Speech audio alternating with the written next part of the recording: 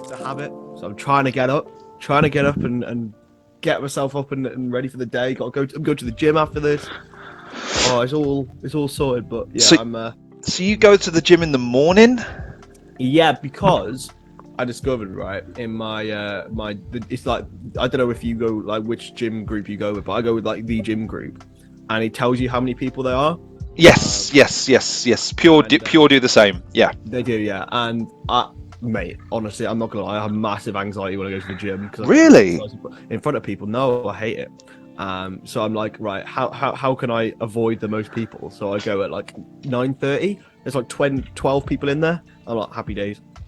So, I mean, what is it about it that you don't like in terms of? So is it just it's just big muscly men, mate? Oh man! And you know what it is, right? It's because I feel like people are judging me, and I know they're not, but I still feel it.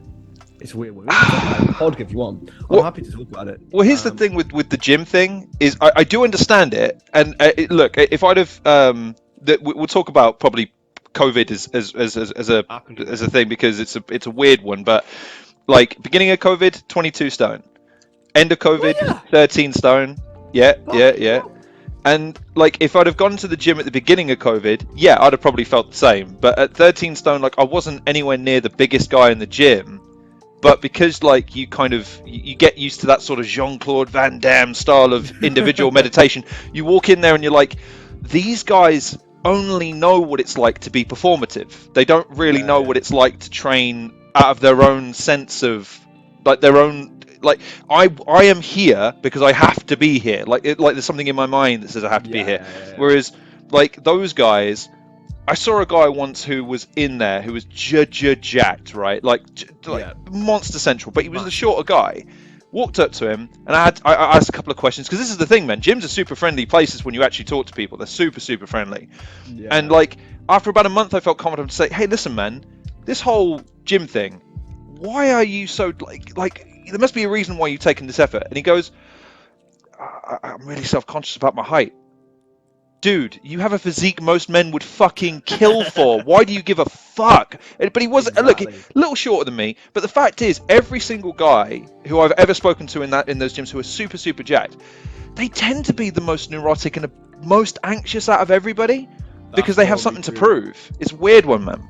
Exactly, it's weird. Yeah, wacky. But yeah, I love exercising. I love it, but like fucking hell, it's hard. It's hard in the morning, especially when you're bunged up a little bit. Like I've got fresh as flu. So are you married to going in the morning then, or could I maybe convince you to go at a different time of the day? If I had, I'm a morning man, and if I went at any other time, it'd be like 2 o'clock in the morning. It'd be that sort of thing.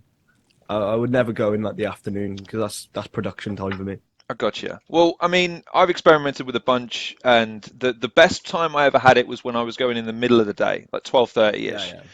Only because I was a bit, I was on the YouTube grind at the time, but then you go, fuck, I've got 4 hours of editing here, and I've got maybe another 2 hours worth of extra bits and bobs, and that's if the fucking editing file doesn't crash on me and lose all my work. So, like, it just meant that, like, oh, okay, cool. If I do an hour here in the middle of the day, done. I can forget about it, move on with the day, and it's all good. But it also means that I can go to bed super late in the night and get up super late in the day because that's when, I don't know about you, but my best hours working are usually that like nice 10 till 2 o'clock in the morning when everyone else is asleep. And it's like, do you know what? I can get some work done now. Do you know what I mean? I can really get stuck in. It's great, isn't it? But people don't understand that when they're like, they work a normal 9 to 5. Yes, 100%. I mean that must be something interesting for you because in doing research, I didn't realize how young you were. I know. Not many people. You son of a bitch! You are young as fuck. Not many people do. The beard helps. The beard does help, but it's also just the body of work, man. Like you've just been so goddamn prolific. It's wham. It is huge, to be fair. I will say that. Well, tell me then, how have you managed, because again, we had a little back and forth about the date, and apparently I can't do math, but you've been doing it a little bit longer than me, and I thought I'd been doing YouTube a while.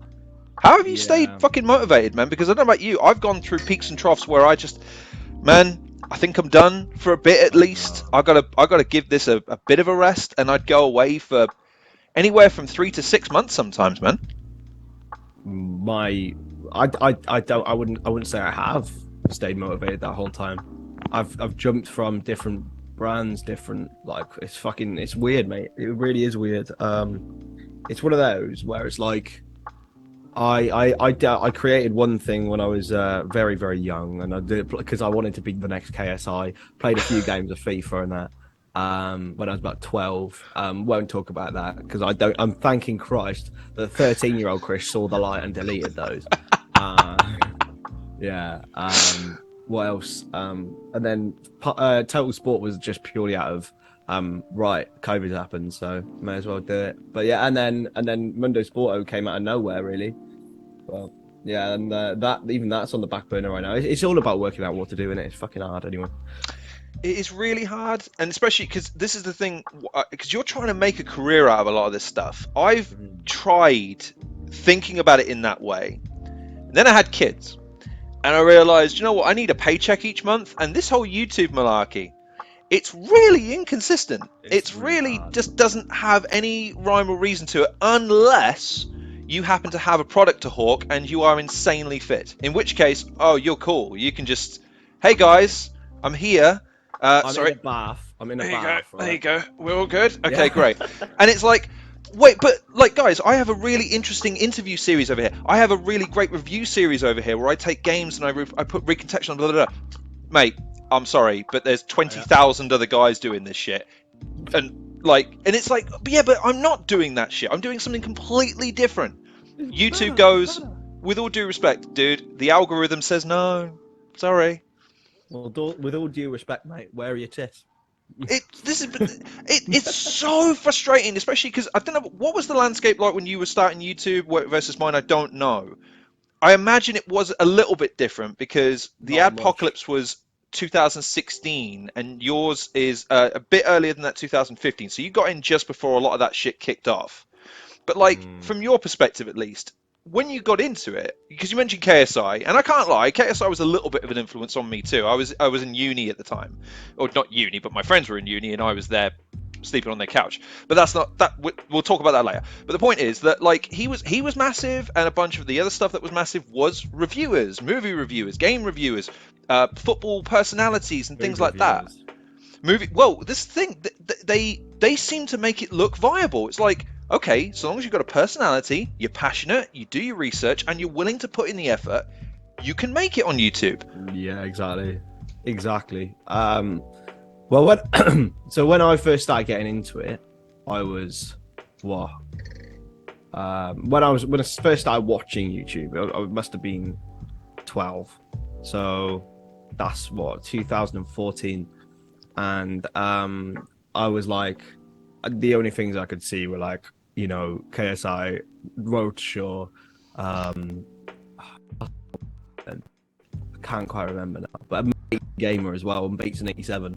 Very, very weird ones. And then obviously when I started making my own real stuff, the only time I really sort of knew I had a clue what I was doing was probably COVID times, and that was when it was a little bit more like, obviously the apocalypse happened, and then yeah, YouTube's confusing, man. I being in the whole vast media world, like it's the most confusing part of it, to be honest with you. And I to be honest, not being able to work something out and have a consistent like payroll is very, very weird. And to be honest, I'd much rather, I don't know about you, so I got handed Mundo Sporto by Craig, Holden, and Paddy, then not Paddy, and Connor Crosby. They said, "No, you can go and do what you want with this," and I found it very, very difficult because I didn't feel authentic enough. Like it was obviously it's something that they created and I'd taken over.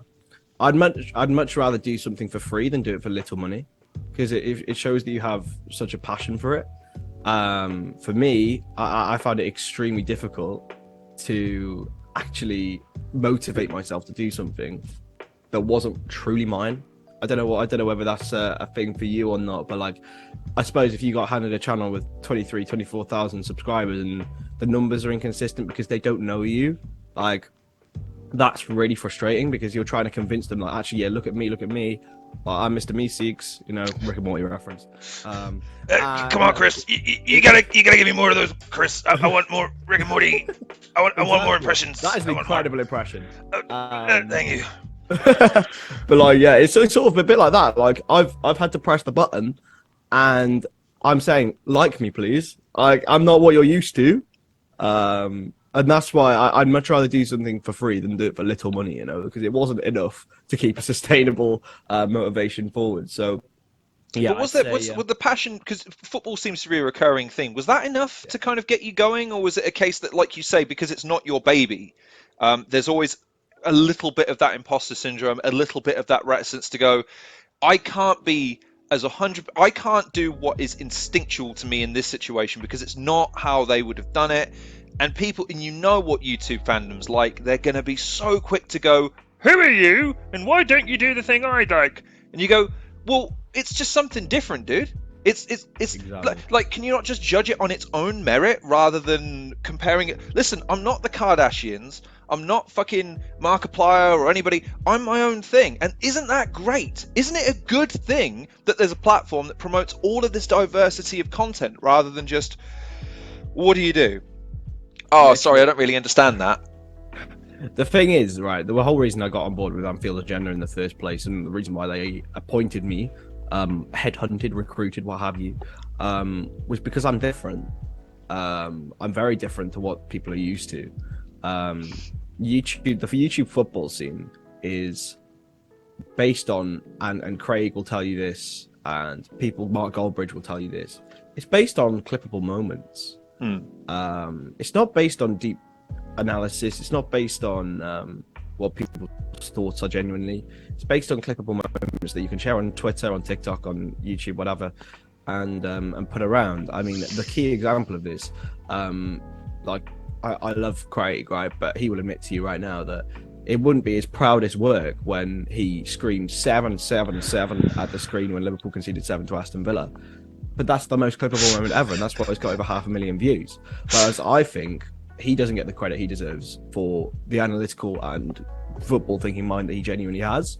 But it's because he's that he's successful. He's got the clippable moments. He's a personality. Whereas I am much more of a thinker. I'm much more of a writer. I tend to. I'm something completely different that's not, in my opinion, fit for YouTube at the moment. Which is why I obviously dip my toes in lots of different markets and spin different plates.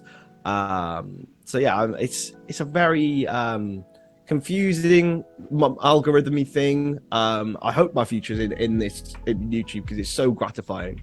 But yeah, there's still loads and loads of avenues to go down, and that's why it didn't really work out with Mundo Sporto as of yet. I'm still umming and ahhing of whether to go back to it or whether to just start over and make it me, which would be probably the better thing.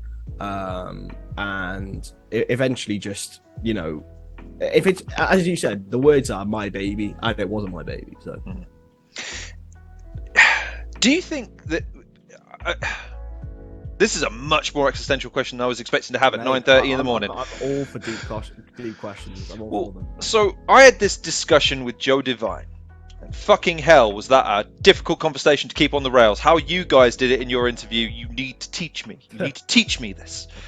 Because Chris, I got into YouTube because I saw it as a blank canvas. I saw it as this beautiful, wonderful, no barrier to entry thing where so long as you had the know-how to do what the big guys were doing, you could do what the big guys were doing. And at the time, I mean, how hard? I mean, look, everyone's got one of these things now. So it's got one of these bad boys on the back and it's got one of these bad boys on the side. Now, if you want to invest more, as I did and as you did, you can, and you can start to build a platform. You can start to build a brand. You can start to build, a distinctive style of presentation, and you can start to hone it. You can start to take the feedback and really start to construct something that becomes yours. And then something like TikTok comes along and you go, wait, so you won't watch a 25-minute review that I have painstakingly analyzed, I've put together in every minute detail, I've put in bags of references, I have audio mixed it to perfection, I've even got a green screen so I can show you fancy graphics in the back. But you want to watch a guy throw a fucking ping pong ball in a goddamn hole somewhere because it's just...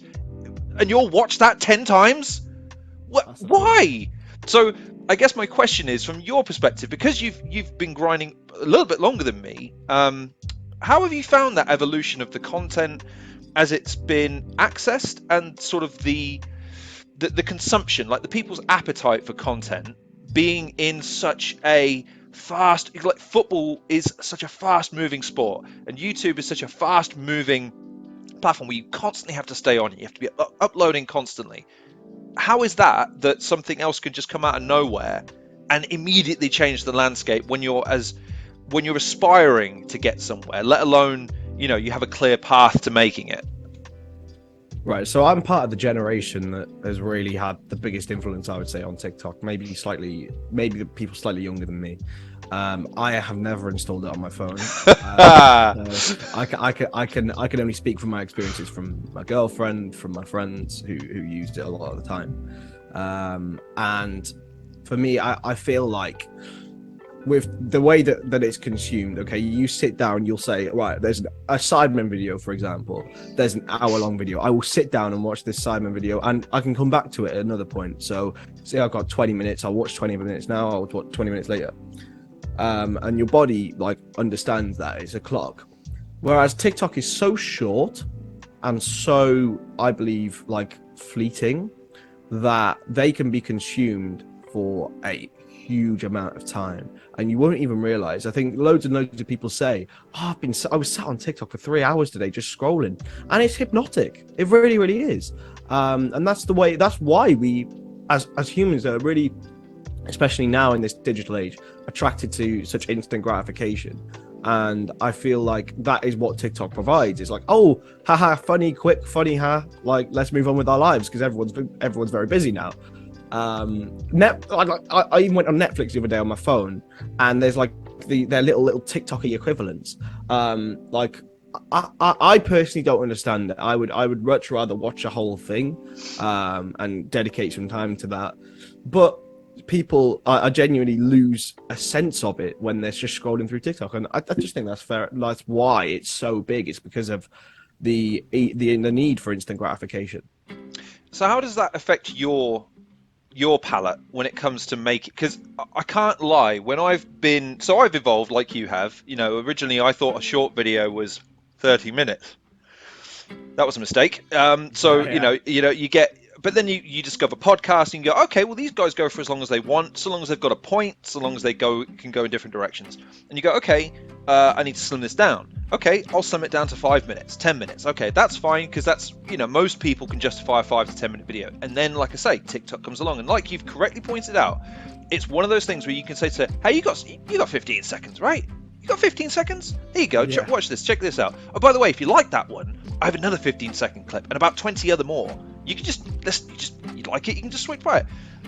Does that influence, especially as a football writer, because how you're already trying to condense a tremendous amount of information, insight, and analysis into. Not only are you trying to translate it for the layman, you're trying to satisfy the experts, you're trying to make sure that the fans are satiated with the fandom and the gossip and sort of this more salacious stuff. How do you condense it down even further into? So you got 15 seconds to talk about the Liverpool game. It were rubbish, and then you move on. You know what I mean? How do you contend with that? As I said to you earlier, the way that the people get big on football YouTube is to have clippable moments, right? And that's sort of the reason why TikTok is so big. Again, some people may not want to see what people actually genuinely think of the game. They just want to see the angry moments, the rages, blah, blah, blah. As a writer, I go on two ends of the scale. So I work for Sport Bible, which is reputable for being, this clickbait thing. And I mean, you'd be foolish to deny it. It genuinely is, and that's how they make their money. And they're a multi-million-pound company like Bible. I can imagine they're a lot bigger than that, actually. And you can't. So I have to tailor my instincts to basically gratify that, because effectively it pays the bills, and it's a very, very big skill, I think, to get someone to click on an article. I think people slate it as a really negative thing, but I think it's a very big skill for a journalist to do, because literally that's your well-being at the end of the day. And then I also I founded a newsletter recently, co-founded a newsletter which I wanted to do because it focused on more long form writing. Don't make a penny out of that, but I love it. I get so much more gratification out of it personally, which that's the perfect example of the two ends of the scale. You've got the clickbaity short form articles, about 300 words max. And then I recently wrote I did an interview with a former Premier League assistant referee about the appointment of Howard Webb. Absolutely love the piece. 2,000 words made. So if I did a 2,000 words equivalent of Sport Bible articles, that'd be what, 6 or 7. That's like a day's work in 2,000 words. It's all about balancing what we actually need and gratifying our own lives as well, to make sure that's fine. But yeah, it's a really interesting one, and if you're not actually inside the mind of someone who loves short form content, I personally don't. I don't think you do. Then I don't think you can truly understand it. You're 100% right. And again, for clarification, I've been where you've been in terms of the not my baby, because again, it's weird how many parallels I've found in doing research on you in a totally non-creepy and totally not in any way excessive way. But anyway, point being is that I've appeared on multiple channels for multiple formats, doing different subjects, and it's weird how it affects you, because like you say, sometimes, I mean, I don't know about you, but when I start, you go, I'm really happy for the opportunity, I can't wait to get started. And then after a few videos, when you've had a few conversations with people or a few responses where it's like, oh man, they're not really appreciating what I'm doing. It's more a lot of changing and swapping up things. But what I want to know about you is that, again, in doing research in a totally non-creepy, certainly not excessive way. Make it creepy. I don't mind. It's creepy. It's one of those things where you go, okay, this guy right here, this Chris fella, he's not only extremely articulate in the videos, despite the fact that I would say you had every incentive to kind of dumb it down and become this, loud, bombastic individual, as most of football Twitter and most of football YouTube is. But you have a tremendous passion for not journalism, I guess, but for writing, for again, the skill of articulation and literature. And what I want to know is, how do you... Well, where did that start, first of all? Was that intrinsic from when you were young? And how do you, again, maintain that passion in an age where, like something like The Athletic, for instance, I have to make a concerted effort to read, even though I love it. I love The Athletic. I think the articles and the people that read and write, that write for it are magnificently talented.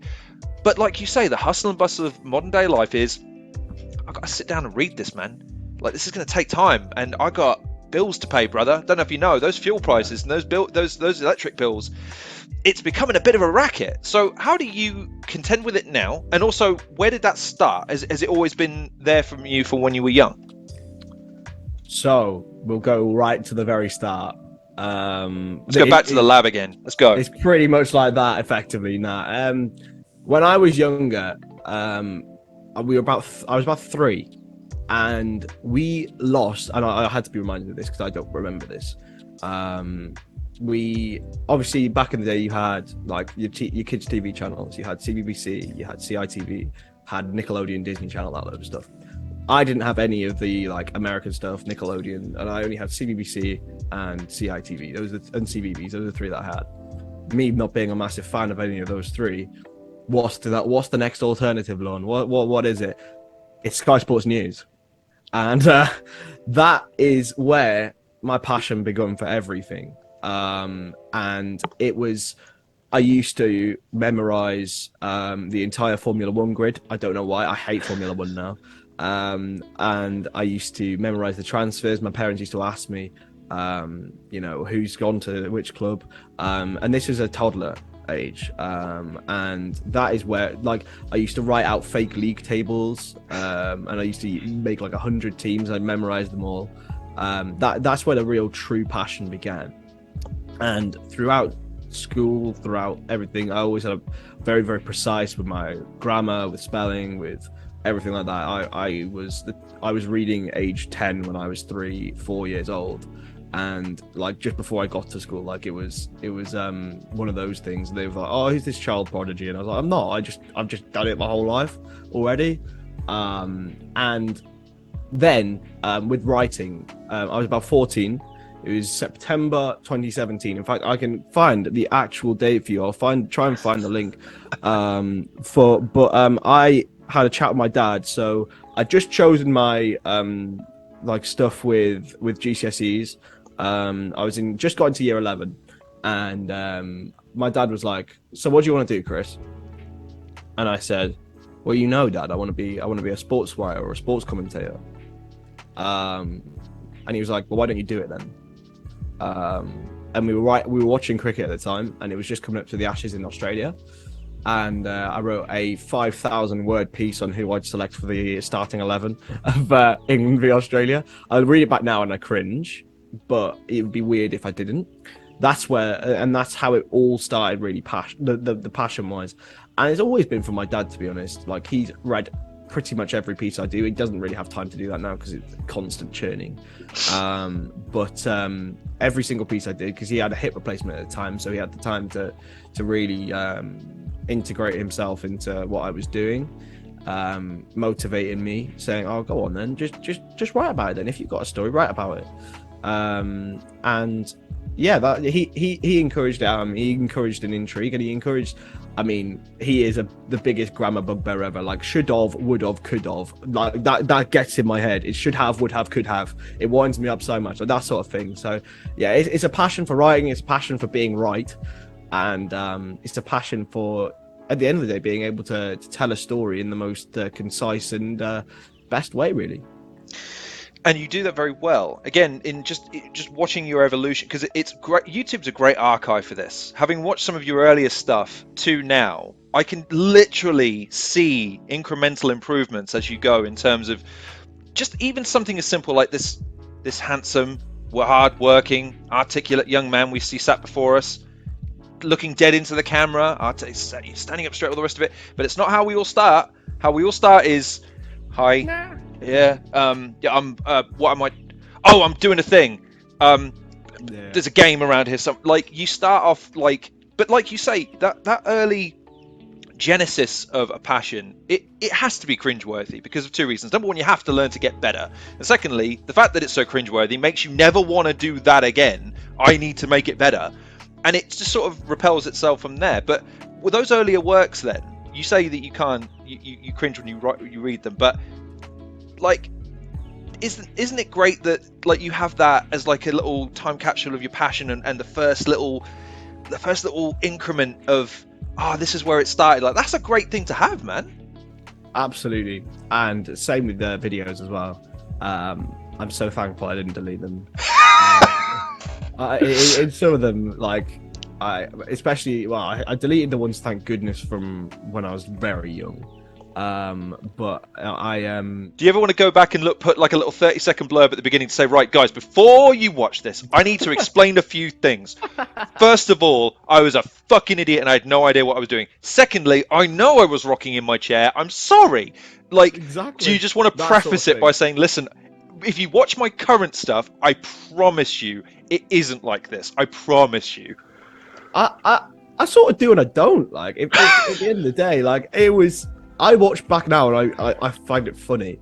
Like, it's unbelievable. I mean, I made and it's the same with graphic design as well. Like, some of the stuff I did. So I taught myself in lockdown graphic design, and it was like bad, and I was so proud of what I'd done.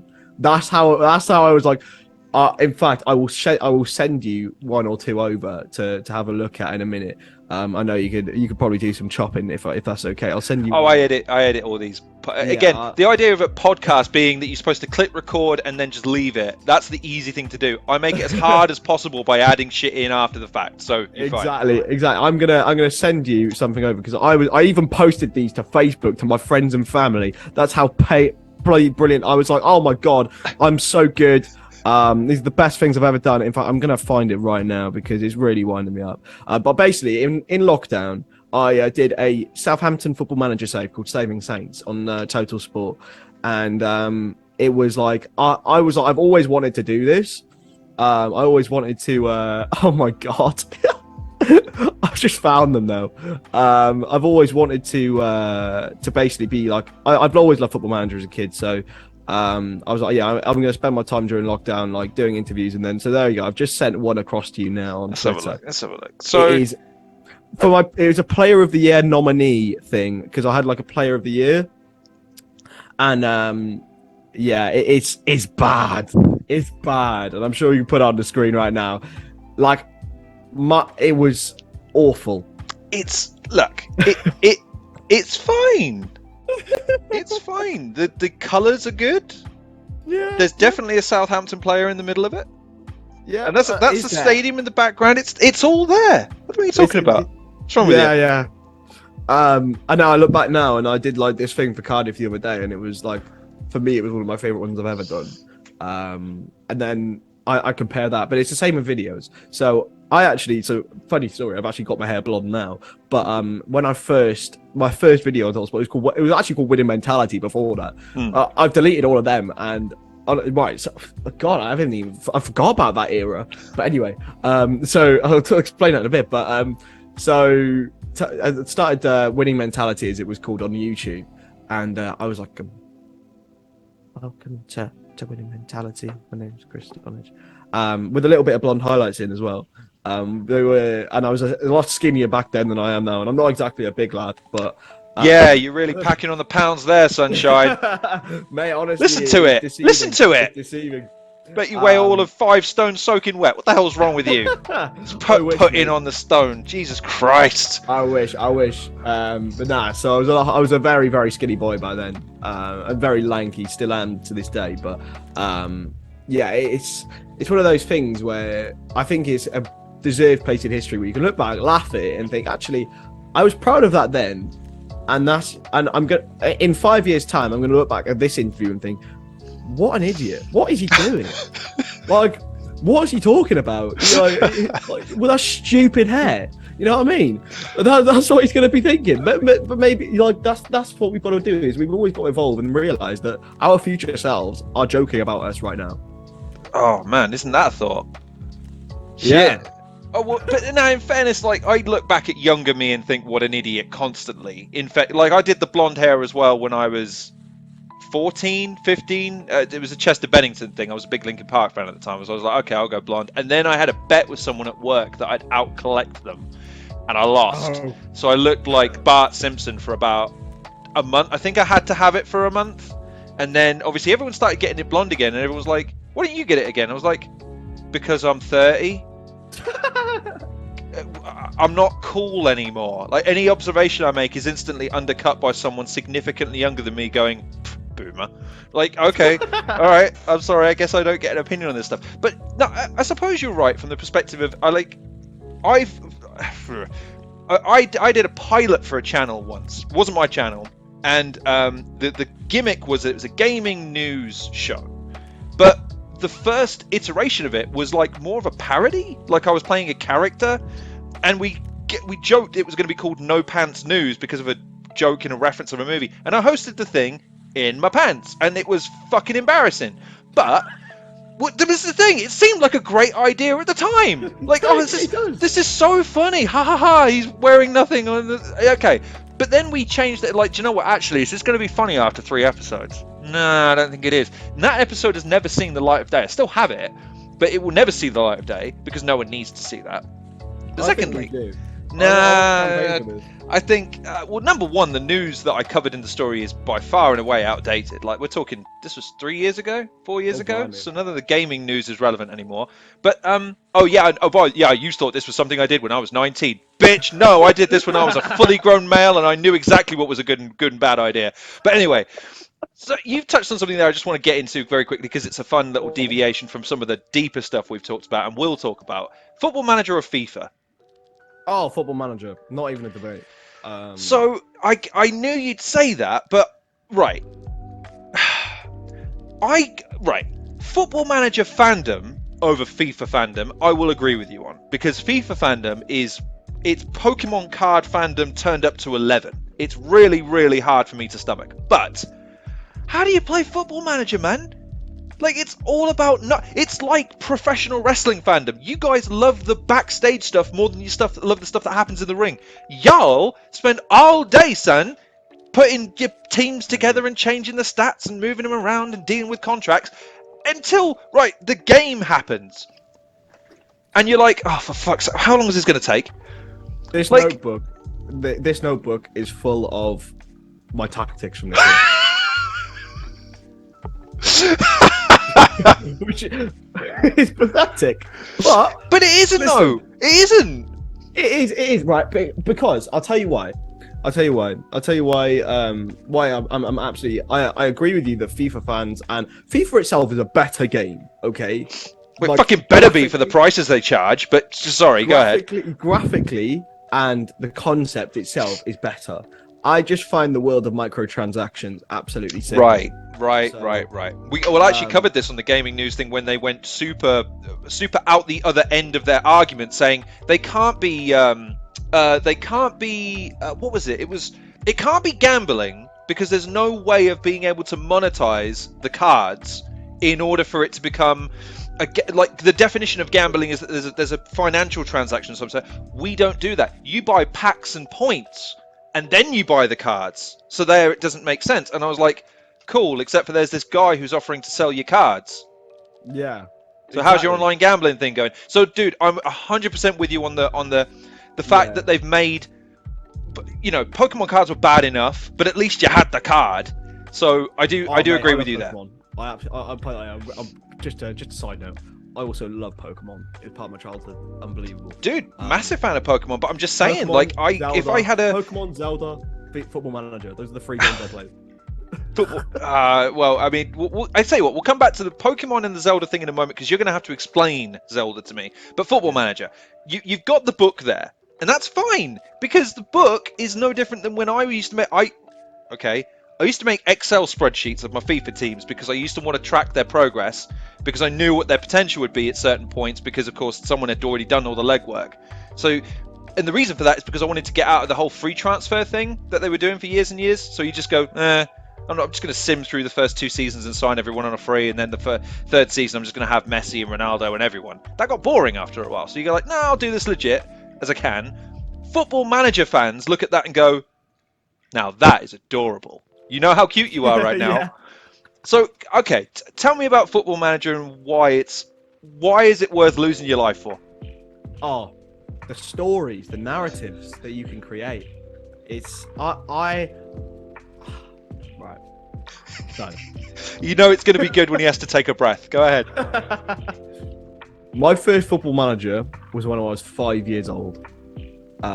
Football Manager 2007, and I still remember to this day the great Chelsea team I had. Okay, so I obviously was a bit of a novice back then. I'm a massive Liverpool fan, but Chelsea had money. So young Chris was like, you know what, I'll go to Chelsea.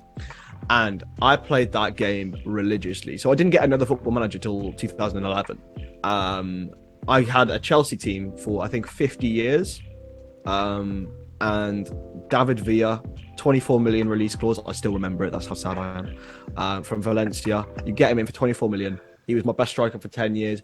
And I had a Welsh forward, came through my youth academy called Lee Redmond, 16 years old, played for me the entire of his career. Like, these sort of things that just stick with you. And the fact is, as well, and I think a lot of Football Manager creators are very knowledgeable about the game itself, like about football itself. I think it helps to enhance it because I don't have time anymore to genuinely watch like loads and loads of football. I probably watch a game every 2 days. That's probably as much as I would get in because of work and life commitments, because women exist. They do. They really do. They really do, yeah. I haven't even got to the if I ever have kids, then I think Football Manager might have to take a back burner. But no, I think it enhances your knowledge of the game. It enhances how you think about football, especially when you get into the real nuances of it.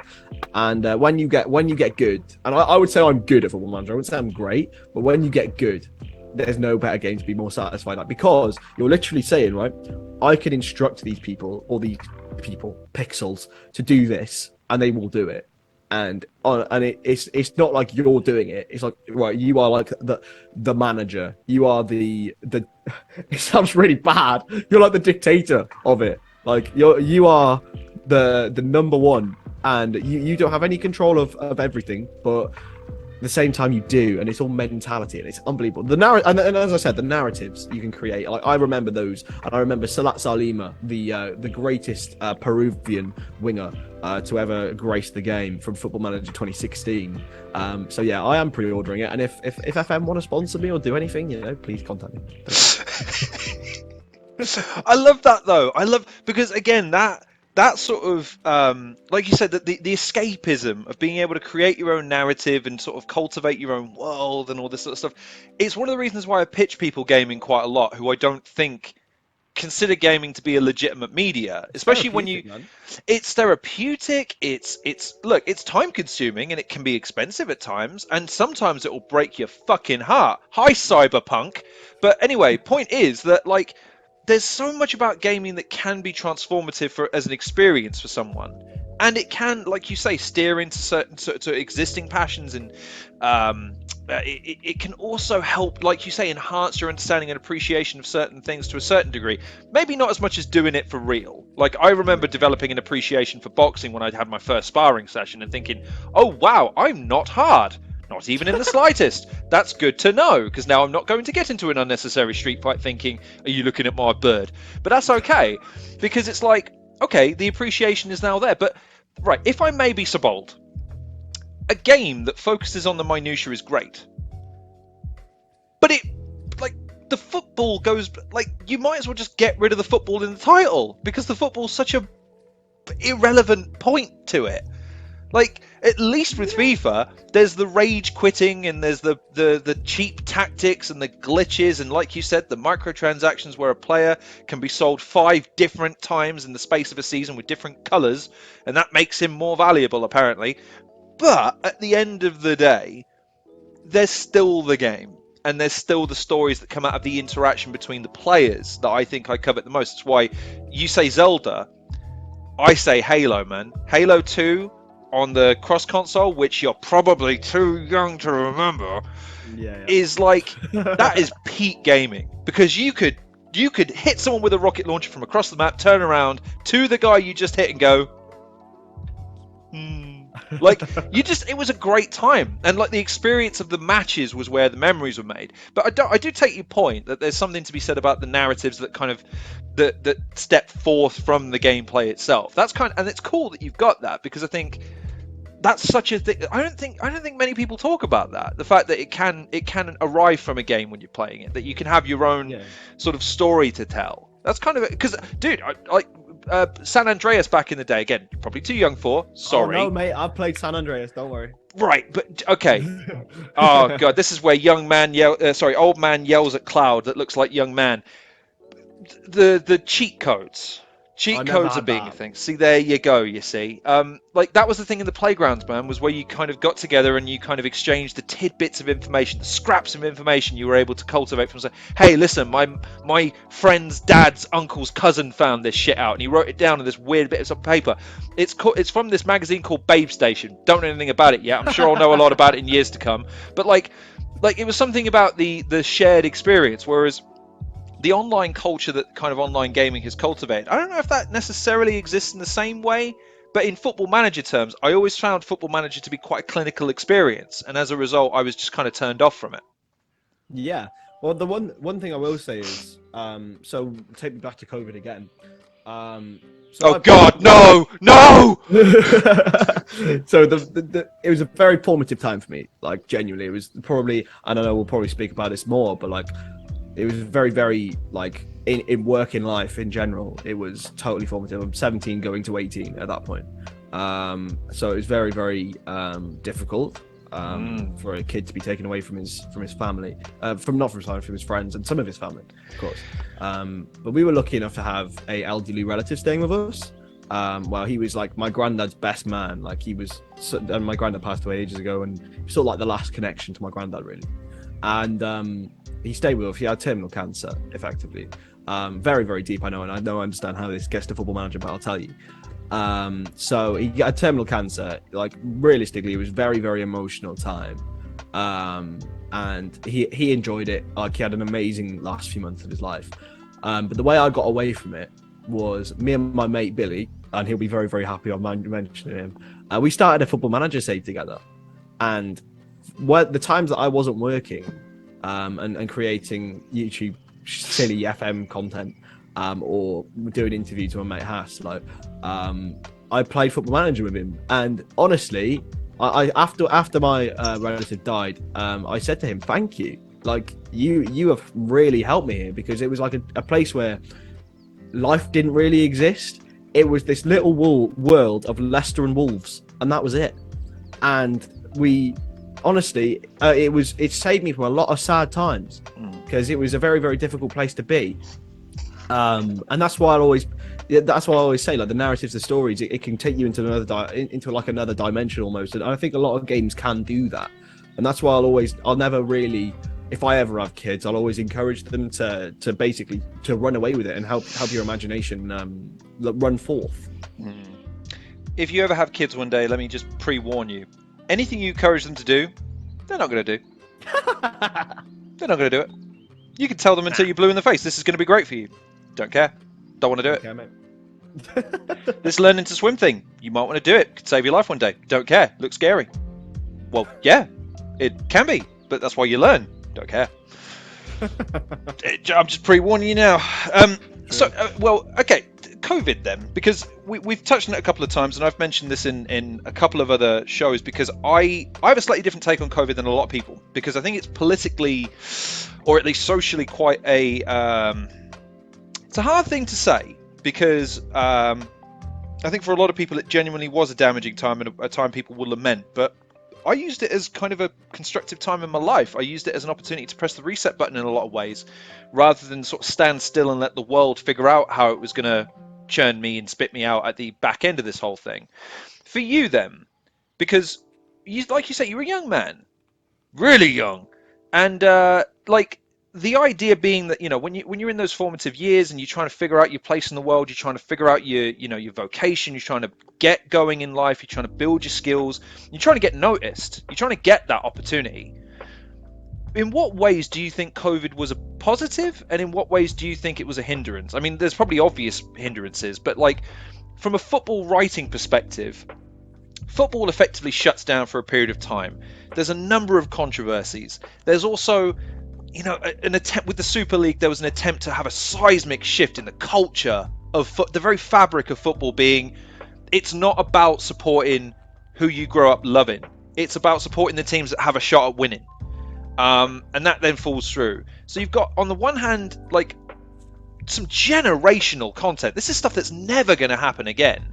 Versus, but what I wouldn't give for the reps of just going to a football game, or covering a transfer window or two, or just having sort of a bit of a more standard pace of life. How did you find that, and how do you think it's affected you? I'm going to say, if COVID didn't happen, I would not be here today. Not in terms of I'd die, but if COVID didn't happen, I would be a lot more novice in what I do. As you said, and I'm being honest, I'm very, very thankful. And it was a very, very difficult time for a lot of people. I lost a couple of family members to COVID. But in terms of my life of being purely selfish, I would say that it has totally and utterly enhanced me as a person. So I was 17. I've just been accepted into university, and today is my first day of my final year, by the way. Congratulations. Which is a bit mental. So I just got accepted into university, and they said, and basically it was I think I'd been accepted in December. I was still at sixth form, still doing A-levels. I hated A-levels with a passion. It was the worst time of my life by a mile, was my A-levels. I'd just broken up with a girl who I was with for a year. It was a really, really difficult time just before COVID. And I was like, my parents were like, look, you have to give A-levels a shot. You have to try your best. But I was like, I really cannot be fucked. I've got a unconditional offer from university. I hate doing my A-levels. I'd already dropped down from 4 to 3 to 2 A-levels. And I was like, it's still too much. Because I wasn't passionate enough about the English language, which is a bit crazy thinking about now. I wish I'd gone back and done it harder. But the fact is, exams got cancelled within about a week of COVID lockdown happening. So my dad The first word he said was, "Yeah, lucky bastard." So the first word he said, and then I was like, right, what am I going to do? And Dad was like, oh, you could carry on with that winning mentality thing you do. And I was like, yeah, I could do. I want to learn some new skills though before I go to uni. And that is where my mate Haas comes in. So I'm sure you watched the interview, and my mate Haas, who now works at Football Daily as a junior production assistant, and he's also worked for BBC for Squawker, and he was a massive mentor for me. He's about 25, 26, but like he was young enough that he could relate to me, but old enough like that he'd already had a few years in the industry. He just got through university. And I was like, right, what do I need to do in order to prepare myself best for university for this September of 2020? And he was like, you need to learn how to design graphics and you need to learn how to edit videos. And I was like, what? Really? And he was like, yeah, that's one of the things you have to do. So I buy an Adobe subscription, which to this day churns out on my bank account every month. It's a rookie move, and you hate to see it. He paid for it, people. God, come on now. I paid for it, and I got Photoshop. I got Premiere Pro. I started to learn After Effects. I've still not mastered that, but those are the two main ones: Photoshop and Premiere Pro. And I self-taught myself everything, and that is where I really benefited, because as soon as I got to uni, I was a year ahead of everyone. And those people won't be afraid to admit it, because I'm very good friends with all of them now, and I've helped them. But like, I was a year ahead, because I put myself in that position. And if COVID didn't happen, I wouldn't be like anywhere near this level of skill in either of those. As well, writing wise, it gave me an opportunity to think, what can I do? So towards the sort of mid 2020, about February, May, June time, I applied for Fansided and to write about Liverpool, and I did. Called Rush the Cop. It was my first ever paid writing gig ever, and that I did until the January of the next year, I believe. And it was such a really incredible experience, because the guy who ran it, Russell, was a sound fellow, and he basically said, right, this is how you're going to do it. Yeah, he was like, I know you're 18 years old, but I believe in you. You know, you can do this. And it was my first bit of pocket money and the first sort of representation of where I could go. So yeah, I'm back on COVID. Like, it was the best thing that could have ever happened, which is a really, really bad thing for me to say, I know. It's not, though, because you say, like, okay, let me put it to you in these terms, because I do understand what you're saying. COVID in of its, look, I just want to clarify, we're not advocating for COVID, and I'm not advocating for a global pandemic. What I'm saying is, do you have a go at the national lottery when everyone that plays it loses, versus when one person wins? No, because the one person who wins has has benefited from the opportunity. Everyone else hasn't, and that's a shame. But the fact is that one of these days, everyone might play the lottery and everyone might win it. It's statistically impossible, but it might happen. And in the same way, COVID was the same for everybody. You go home and you just sit. What do you do in that situation? Do you use it as an opportunity to go, this is great, being paid to sit at home, do nothing? Or, like you and like me, and like I'm sure dozens of thousands or hundreds of thousands of other people go, do you know what, while the world's sitting still, I wonder, can I use this as an opportunity to do things that I just haven't had time for, or just would not be viable in a normal environment where, like you say, family, friends, girlfriends, work habits, just traveling. Like the fact that traveling wasn't a thing. Okay, cool. I gotta build my own world, man. I gotta build ways of getting out of my own cabin fever here. Do you know what I mean? And that was an opportunity. And like I say, if I'm lucky, I didn't lose anyone to COVID. I'm sure I'd have a much different opinion if someone had passed away during COVID that was close to me. But I was fortunate in that respect. I'm still playing Bulldog with COVID, still ain't caught it. So yeah. I'm doing all right. But for other people, I understand that it's a hard pill to swallow. But it is that thing of, we're not thinking of it from the perspective of the disease. We're thinking about it from the perspective of, right, what was the time spent doing? And this is why when I was researching you, that I found that, again, you had this kind of, one of the questions I have for you actually is, what are the directions that your writing is taking you in, unexpected directions? Because I think like you say, you sit down and you start as you mean to go on, and your enthusiasm, your intelligence, and your hard work are where at what's taking you, because you're affording yourself the opportunities to go into these positions. So I guess my question is, in your mind at least, what's the most unexpected opportunity that's arisen as a result of a lot of your endeavors since starting, even, going back as far as starting YouTube, or to now where you've got a more focused idea of what you want to apply yourself to do? Anfield Agenda, I'll say that for a fact. It was the biggest surprise I ever had. So the whole, and again, links back to COVID. So Total Sport started in COVID. I assembled a team of very much older people than me. I was the boss. I didn't tell them some of them how old I was, because I didn't want to. There was 6 of us, 5 of us actually. It was me, Mariam Maz, Has Karim, Jacob Tanswell, and a guy called Adrian, who I no longer talk to. But the other three. So Jacob is now writer for The Athletic. Has works for Football Daily, and Mariam writes for The Guardian. So you can tell I had a little bit of an eye for talent. And they learning from them, I basically just managed to get myself a few opportunities. A guy called Bence Boschak, he's a journalist as well. I did a little piece with him, it was called he had a site called First Time Finish, and we at Total Sport did a little collaboration with them, and then he got me in contact with people at LFC Transfer Room, big account on Twitter, and they wanted to start their YouTube, and they asked me to head it up, which was brilliant. So that's where that really started. I can talk about Liverpool post-match reactions, watch-alongs, like transfer news, and I was with them for 18 months, and about 8 months, I think it was September time last year, maybe October time last year, I got a DM from Connor from Anfield Agenda saying, "Hi, want to come on a live stream, because we like your stuff," and I was like, yeah, cool, amazing. It just came out absolutely nowhere.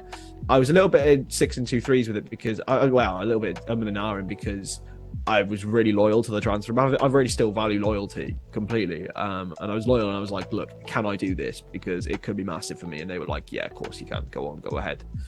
And yeah, it just came out of absolutely nowhere. And 11 months, well, nearly a year on, it's been hands down the best opportunity I've ever had, and I would never forget the fact that they've given me, of all people, a chance. Like, it's very, very lucky. I would say they could have chosen a lot of other people. They could have gone down a direction where it was all so at the moment. So if you don't know, like, for people who don't know, it's me, Craig, and Paddy Murphy. Craig is very, very loud, very outspoken. Paddy, very, very similar, both Irish lads. And they wanted someone to sort of play devil's avocado with them, and that was me. And it sort of is the perfect blend and contrast. We all get along very, very well. Sometimes gets heated, but honestly, the best thing that's ever happened to me in my career so far. And that brings us on to a topic that I'm sure is going to bring the first point of contention between us. Oh, go on then. So you're a Liverpool fan, huh? I am. So, how long have you been a Glory supporter? I've never been a Glory. Well, I tell you what. You're going to lie to me now and say you've been to over 100 games and you've supported them since you were 5 and all the rest of this bollocks. I don't believe it. I don't believe it for a second. They've started winning titles and Champions Leagues, and suddenly Liverpool fans are coming out of the fucking woodwork. Yeah, right. Right. So no, you've been a Liverpool fan for a long time, so fair enough. I'll tell you how long I was a Glory supporter for about 5 minutes. So FIFA 08 was my first ever FIFA. And for some reason, I really loved Rooney and Ronaldo. For some reason. And I said, Mum, do I have to be a Liverpool fan? I really like Rooney and Ronaldo. And she was like, right, if this carries on, you'll be moving to your grandmother's. And then the next week went on a tour of Anfield, and I was convinced. But no, she was like, you're not coming to Anfield if you're a Man United fan. You're staying at home. And I was like, okay, I like Liverpool now. And 100 games later, that is the thing. It has been. They are the one big constant in my life, the one big love. I'm sure my girlfriend would admit it as well that I love them more than her. And she's now a massive Liverpool fan as well. We've been together for a year and a half, and she knows every single player now, having not watched football in her life. I'm obsessed. I collect shirts. It's something that, especially during COVID times, I was so emotional about losing. That was one of the really bad parts of it, was losing that, going to the game. And it's not just going to the game, it's the community around it. So we go up with the supporters club. I've made friends for life in there. And when I moved down to Cardiff, a couple of the lads who I always went to football with live in Cardiff, so it was a much easier time to settle in. And yeah, it's so important to me, massively. And it also is the bane of my life, which is a frustrating situation to be in, because they are shit at the moment. Well, this is the thing. So, all joking aside, okay, so just to level with you, old man's a Liverpool fan. And were it not for a very odd conversation that I had with my brother and my mother at the age of 4 or 5, I think, Arsenal were playing Liverpool on telly. And I think it was an FA Cup game. And I was, so who are you watching, Mum? I'm watching the red team. Oh, well, I'll support them then. And my brother was like, oh, I'll support the other team then. And it just so happens that it was Arsenal and Liverpool. And from that day onwards, now, it just so happens, and this is how I justify my fandom, fuckers, is my family's from Islington. So it's like, oh, okay, so I do have a legitimate, like, oh, okay, the family came from there. One split off, went to Twickenham. They support Chelsea now because whatever. Family, but my dad was a 70s glory supporter because everyone supported Liverpool in the 70s, apparently. So that's where that comes from. And I asked him, so what's it like winning a Premier League title but not really having the license to celebrate it? Like, it feels like Lewandowski didn't get his Ballon d'Or that year, and you guys didn't really get your Premier League title that year. It's in the books, and you've got the trophy in the cabinet, but you didn't have that moment. You know what I mean? What was it like for you? I look back on it now with a little bit of regret. Like, at the end of the day, I wish I was up in the city, being able to celebrate, because I'm sure that, and I know for a fact, I know people who were there, that the celebrations in the city were certainly not socially distanced. But it was, it was. We were saying on the coach, 'cause I went to pretty much every home game that season, and I said, whatever happens, because we were like 25 points clear. The last game I was at home at. The last game was at home to Bournemouth. It was the last Premier League game before COVID, and then there was a Champions League game against Atletico Madrid, which really shouldn't have gone ahead, but it did. And we should have won anyway, but we will talk about that. But the Bournemouth game, was like, whatever happens, we will be at Anfield at the end of the season to celebrate. We were all going to get dressed up as full kit wankers. It was going to be amazing. And unfortunately, global pandemic got in the way, which is a bit of an issue, but. Yeah, it was an amazing season. It was one of the best seasons of all time, the second best statistically, behind Man City's Centurions. And yeah, it was a shame that we couldn't go on and beat them or go on and stay invincible. But Ismail Assar had something to say about that for Watford. So yeah, it was an unbelievable time. But I wish we'd all been there to witness it, and hopefully we can do soon anyway. But isn't it nice as a Liverpool fan at the moment? So here's how I look at football fandom. Football fandom's great when you're winning. But what's even better, and this is something I spoke to as an Arsenal fan from a young age, is that when you've got a great rival, and we had United, you guys have got City. Chelsea for a period of time were great, but I don't think they ever really had a rival, the ones that, you were kind of thinking that these two are going to go at it this year. Even when Spurs were trying to go for their title at some stage, and they kind of falter every single year. And Leicester City when they won, and even City in the earlier years when they were starting to walk the league every year.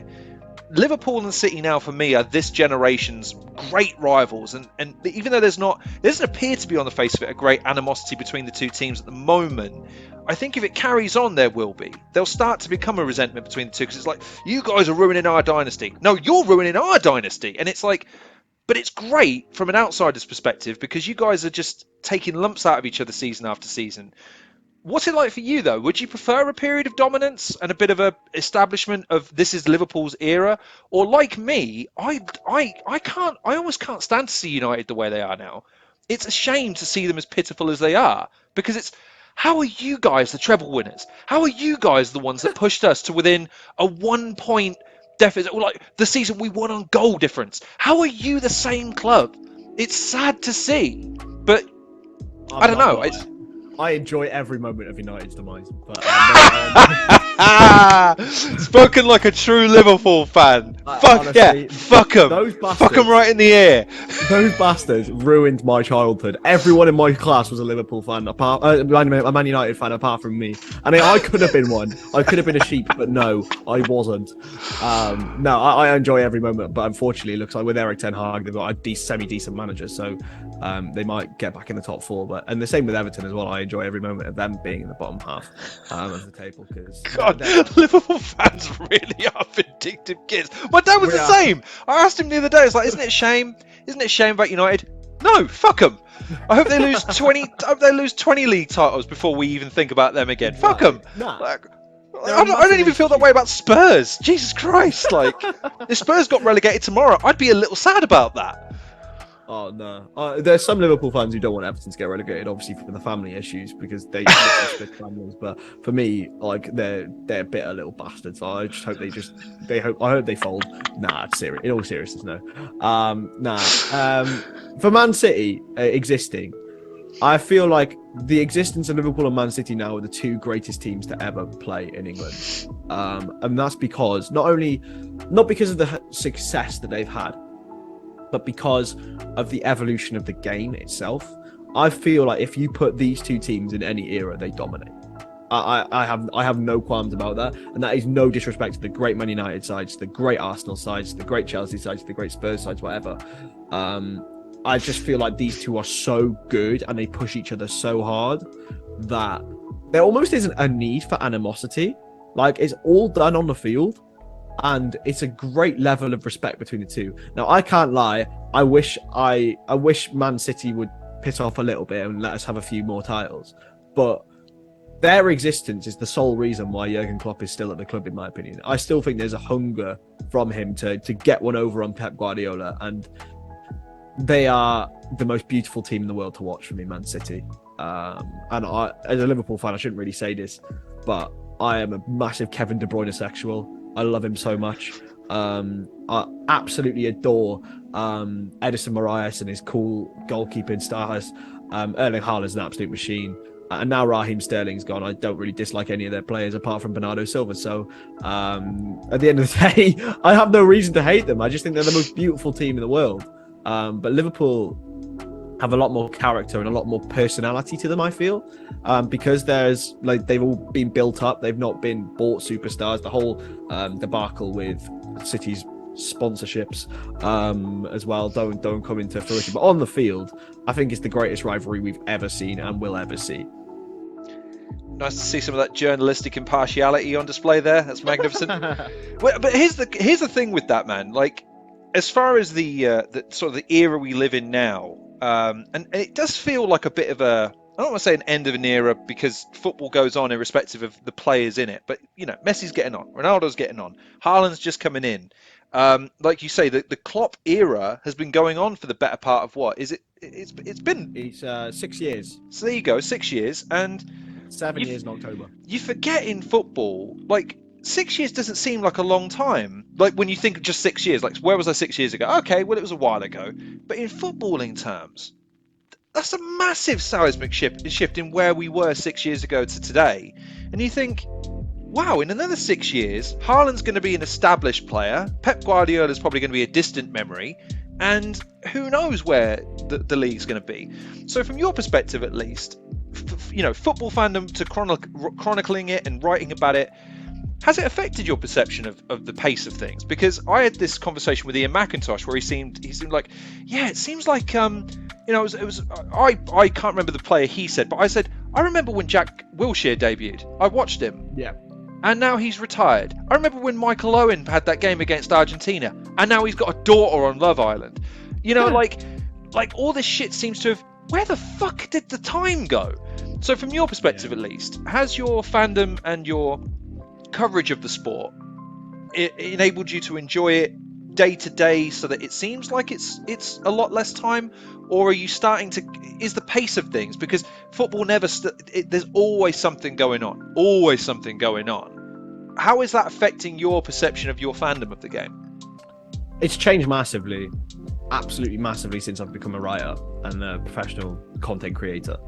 I view it a lot more analytically and maybe even cynically now than I used to. It used to be, even up to when I was about 16, like, these people are my heroes. Like, they are demigods almost.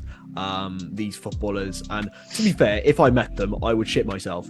But I still view them as, I now view them as sort of equals, because I've been, when out in lockdown again, I was in and around press boxes thanks to Prost International, and I got to access footballers, ask managers questions, and they're just people. At the end of the day, they're just people who've got a very, very special ability in the game, and realistically, yeah, that's how they probably want to be treated, is equal to everyone else.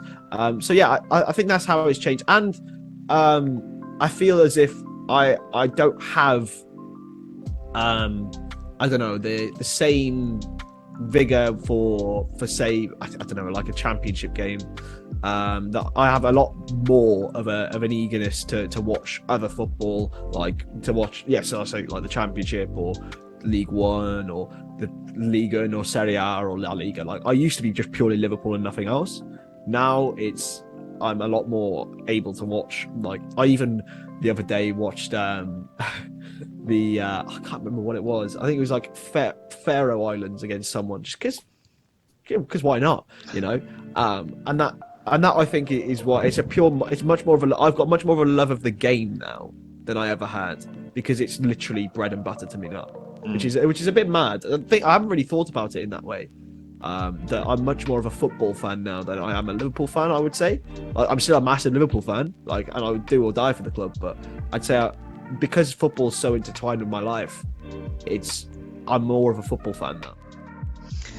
That makes perfect sense. I was a game reviewer for a little bit, and my fandom of gaming changed, because it went from kind of what you're saying, which is I'm loyal to certain titles. Like, I'm looking for the next Red Dead game, I'm looking for the next Mass Effect game or the next GTA, to no, actually, having played a bunch of indie games, I'm learning that actually no, on the independent level, there's great game design and great mechanics and great concepts. It's just that they're not given that same license. I mean, except for when you see something like Cuphead, for instance, which started off as just 3 guys who had a concept, and they bring it to someone and they go, "You made this?" Like, yeah. Well, dude, we're putting this on Game Pass right now for 15 quid. It's just we were thinking we'd price it at $2-3. Nah, mate. Do you know what? Netflix needs a cartoon series. Like, it's weird how, like you say, that the integration on a professional level, or at least from a more analytical level, can develop an appreciation to you get rid of some of these pretenses about big name equals quality, big name equals interest, as opposed to, well, no, some of the narratives are ubiquitous. They're up and down the chain. It's just whether or not, because there's such an abundance of it, and I guess that's a problem that you're going to encounter the more and more you get into football writing, is that there's so much to cover. There's an abundance of topics and so much content, especially when you're trying to analyze games. So you've got 90 minutes of analysis, then you've got pre and post, you've got the culture, you've got all of this stuff that you're trying to condense down. So when you were saying earlier about, like, people like trying to condense something into a smaller thing, is like, well, how hard can that be? Trust me, it's hard, because then it becomes a question of, well, what do I leave out, man? Like, this is all important. Yeah. How do I leave some of this stuff out? It's like when treat yourself like a director in a film, right? That's what you have to do. And And not every one of them could be 4-hour Snyder cuts. Feature films, yeah, exactly. Like, one thing I remember my English teacher said to me is you could write a 50,000 word novel, but it could contain 5,000 words of any use. You may as well just write those 5,000 words. And take your writing to the gym was another thing she said to me. Make sure it's thin, make sure it's fit, and make sure it's packed full of information. And that's what I try and do. I'm a massive, I'm a bit of I gag for a simile or a beautiful adjective, and usage of poetry, but sometimes it's not needed. Like, realistically, you can say something in 2 words when sometimes people drag it out to 10 or 15. So yeah, it's really interesting. It really, really is. Trying to, and you should see like some of the articles I've done for Revamp the Game, which is at the end of the newsletter, of being 5,000, and I've had to cut it down to 2 for word purposes, and it's really hard. It does it well. I know I had that again when you're working for other channels specifically, and you don't have the license to go for as long as no, dude, this is 10 minutes. You got to keep it sharp, man. Lose this section, get rid of this. Oh no, man, this is really funny. Look, it doesn't matter. It's the thing. We got to make sure it's packaged correctly. We've got to make sure it's all good. In that case, then, you something.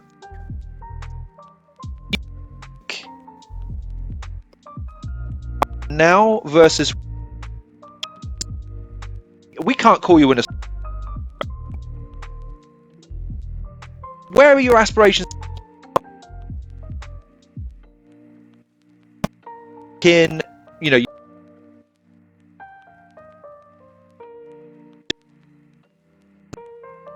Have it not.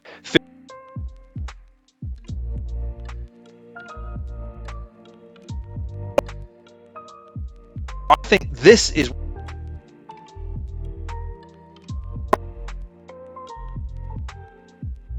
It's a really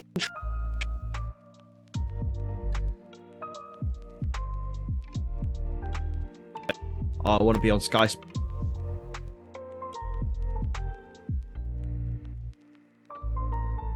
That now? I don't.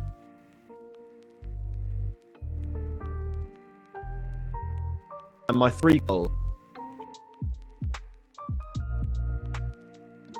If I do work for any of those, is number 1. She provide for a family. That's it. And I feel like if you focus too hard on a career path, a career goal, like, I want to get better, I want to get bigger, of course, I want to improve, but I think the end goals are just those 3 things, and I feel like it means that then you have limitless potential, because I always reference it to Tyson Fury. Tyson Fury, when he won the World Championships, it was always his goal to be a world championship holder. As soon as that happened, he went into a spiral of depression, because he was like, where else can I go from here? If you set those 3, I've set those 3 things, and I don't really want anything else, which means that in your work life and in your general career, you've got no limits. As David Wagner said when Huddersfield got promoted, with passion and desire, we have no limits, and I 100% agree with that. Do you know what, man? I'm really glad. You're young, so young, but I'm glad that you because just a little bit of background on me. I've had positions where I earn amounts of money at your age that most people would look at and go, why would you quit? Like, I mean, just throwing it out there, it was high. Put it this way, I'm getting taxed at 45%, people, and it was a pain in the ass because I was doing my own tax returns at the time. But the point is that, like, I was fucking miserable doing that job. Fucking hated it. Every morning waking up thinking, am I really awake again? Shit, I've got to go to work. Versus now, where it's more menial, sure, but that happiness, and that's a weird one. It's a weird way to kind of contextualize this to people, is happiness is a state of mind. It isn't something that you feel necessarily. It's something that you embrace. You embrace this idea that, okay, This isn't the pinnacle. I'm not the Kardashians with a fucking wardrobe full of shit I've worn once, and I'm proud of that shit. Because I know that's never going to be enough for them. I know that's never going to be enough. There's never any amount of money, any amount of material possessions, any amount of fucking places they visit that's ever going to satiate whatever desire they think they're trying to satiate. I've clocked it. I know what I want, and I know it's attainable, and I know it's repeatable. So why would I ruin that? Why would I jeopardize that, so long as, and this is the other thing that you've said, I honor my responsibilities. I'm not just laying around doing nothing. I'm not standing still. I'm not stagnant. I still have my own goals and aspirations, and I'm always trying to push forward with them. But the core philosophy remains the same. And I'm so happy that you've caught that, because as a young man, that's going to carry you in the right direction, because the right opportunity is going to present itself. It's not an opportunity that you think, oh, this would be a great opportunity, except for there's a part missing from that sentence. A great opportunity for someone else or for me at a later date. But you take it now because you think, oh, I need it now. I need it. Oh, this might not come up again. Bet on yourself, man. Why wouldn't this opportunity represent itself in a year's time, 2 years' time, 5 years' time, when maybe you're better equipped? I can speak to this personally. If you'd have given me the job I had at 22 now, I'd be successful. I'd be great at it, because you have that appreciation. And I think that's such a great thing to kind of say, because it hopefully demonstrates this, not only articulation, great work ethic, great intelligence, great passion for what you do, but that, yeah, and I can do this for a while. This isn't going to be something that you necessarily burn out from. You know what I mean? Exactly. And I think that's another thing I learned. It's all been crammed into a very short time. I'm not going to pretend like I only sort of wise owl, but I learned I got very, very burnt out in sort of late 2020, early 2021, and it was like the worst thing ever. My family, I was just sat, like I didn't want to do anything. I was like, I ain't moving, I ain't doing shit, I can't. And that's another thing. One thing I will attribute this all down to in recent weeks, anyway, in recent months, and even most of the last 7-8 months. Google Calendar has saved my life, man. Right? Do you know why? Because before I used to live like a life of like, who cares? I'll just do whatever I want. Now, and that's what really like put me off like going to the gym, exercising. But now I've actually organized what I'm actually doing. It makes a massive difference. Like, genuinely. And I'll thank my missus for this one, because she's the one who was like, Chris, you need to get a Google Calendar. And since then, I'm like, okay, I found time. Like, the time existed, but I didn't think I had the time. So I found time to do things like this. I found time to go to the gym. I found time to play five-a-side football. Like, I thought this time didn't happen, but it's because I was in a warp of I can just coast along, do whatever I want, you know. But yeah, that's another thing. Like, it helps you stop burnout organization. It's genuinely another thing. But yeah, total side curve. But Google Calendar, pick up. I completely agree with you. Giving yourself the license to do a lot of this stuff, rather than sort of, oh, I'll do it when I feel like it. Like, no. Give yourself just do an hour. Just do an hour of this stuff. Do an hour of writing. Do an hour of training. Go for a jog. Go for a walk. Whatever. But just make it habitual, and it accumulates over time, man. But there we go. So I tell you what. One last question, because I imagine you know, young, strapping, handsome man, got a life to lead, shit to do, money to make, all this other stuff, all this, you know, dollar bill, y'all. I'm cool. Anyway, point being is, where do you think you'll? I'm trying to find the right way to ask this, because I didn't send you this question. I hate when I do this, because sometimes I have things I think of in the middle of the interview, and it's terrible, because it usually occurs because I like talking to the person I'm talking to. You failed me, Chris. I hate it when I like talking to a guest, because I don't want to stop the interview. The fact that you've been prolific, and the fact that you've been persistent, and the fact that you have worked diligently at getting better at a craft that you have a passion for. So it's not just talent carrying you through, it is genuine hard work. Where do you think you want it to take you ultimately? Do you think that ultimately you want to be an on-screen talent? Do you want to be more behind the scenes? Do you want to be more in production one of these days, given your analytical nature, given your attention to detail? Or do you think you want to continue to be more of a jack of all trades, where you pop up wherever you feel you need to? That's a very interesting question. It's something that's bugged my mind for the last year, and I still don't have an answer to it. And you still got a long time to figure that out. Exactly. I'm just saying, like, the weird thing about YouTube and this sort of stuff is it does afford you the opportunity to do pretty much anything, as long as you got the time and the energy. Exactly that. The problem with one of the things that Haas told me in lockdown was you have to be multifaceted. You have to be able to do this, which has been my biggest blessing, but also my biggest curse. Because Wayne Rooney effect, basically. You just idea what I want to do. Absolutely no idea, really. If a job came up in graphic design, sure, I wouldn't be averse to it.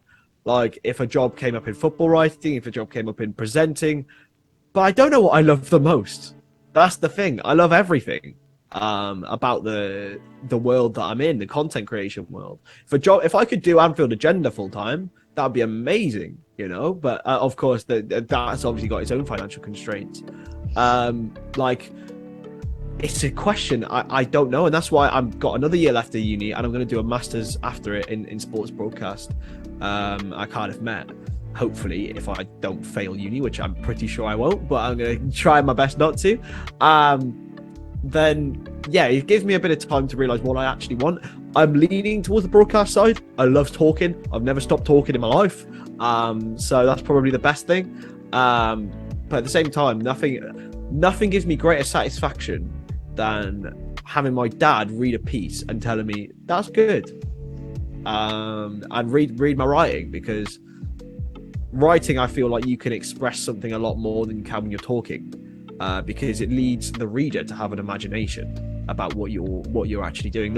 It's not a concrete thing, whereas writing is such a flow. It's something that the reader can genuinely generate an image of themselves. So yeah, it's baffling, to be honest. And then graphic design as well. Like, I never thought I'd be able to say this, but I love it. I adore it. And this is coming from like the least artistic person you'll ever meet. Can hardly draw a stick man. But like it's been an amazing ride at the moment. So yeah, I honestly don't know. But I'm absolutely open to anything, which I think, again, as I said, blessing and a kiss. What's it like having a dad that's proud of what you do?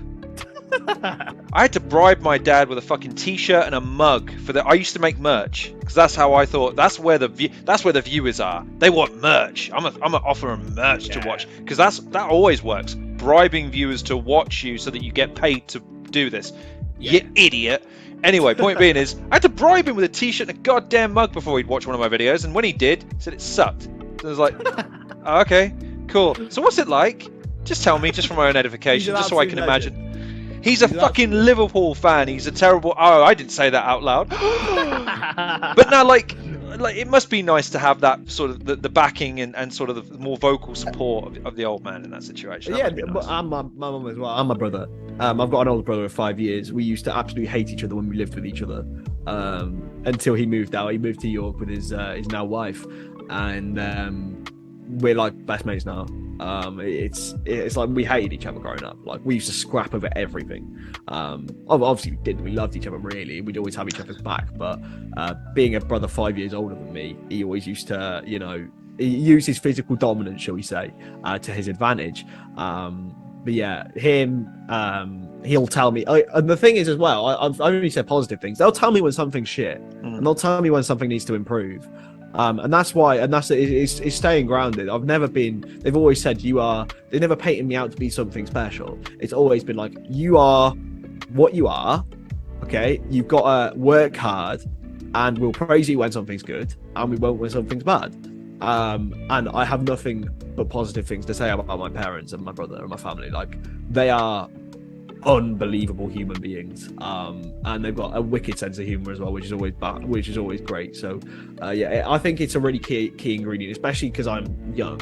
I still need guidance in things, I'm still not truly able to dictate what's going on in the world, but yeah, they're unbelievable people, and I am so grateful for them. Must be nice. Anyway, so I guess the standard question to ask in this situation is, where can people find you? Where can people reach you? And just plugs, man. Shoot many Well, links and description. Oh, you can find me on the Spotify thing, yeah. and you can do all this other stuff. So where can people find you? You can find me on Twitter at Chris Stonadge, which is the only social media I genuinely use. Because you know what, social media, best thing I've ever done is try to clear it all out. Despite the fact I actually need it. You can find me on Sport Bible. I have loads of articles on there. There's no actual centralized author pages on Sport Bible, which is very, very strange. Revamp the Game newsletter. Subscribe to it. It's got an amazing football writing in it. Cardiff City Twitter. You'll see my graphic designs on there. What else? Anfield Agenda, of course. You can find me on Anfield Agenda, Twitch, and YouTube as well. And yeah, whatever else really. You can probably find me anywhere. Just search my name, and somewhere I'll pop up on some podcast somewhere. Trust me, you really will. Putting his name into YouTube was just like prolific. But here's the thing: exciting. Really exciting. I loved watching your stuff. I loved seeing the evolution over time. I loved seeing a very unique passion and dedication to a craft that never once lent itself into a trend. I always felt like you may have embraced certain archetypes of content, but you always made it your own. And again, seeing how just what a lovely passion for the game you have from a very rudimental level from a young age all the way to now, how it's evolved over time. I'm really excited to see what you do, man, and I'm really excited to see how your writing evolves and how where you're, because again it was great seeing some of your little adventures into doing different things and seeing how that it wasn't lost on you what you were doing. And that's such a really wonderful thing in an age where people kind of have this sense of entitlement about what they do, and I never sensed that from you once. So I really want to say thank you first and foremost for coming on and talking, but also thank you so much for embodying what I think a young creator should be, which is all of the above and much more that we've not even scratched the surface of, because again, he's so young and yet he's done a lot. So I'm excited to see what you do, and I'm excited to see, and I'll be following you, so don't disappoint me. If you ever need me again, you know where I am. Can always discuss about Zelda and how amazing it is. Well, I'll tell you what then. If I can curate another interview with the 20,000 questions I didn't ask you, because I asked you about 5 questions in the pre-planned list. Dude, I'd love to have you back because, again, I'm really excited. I'm super excited to see what you do.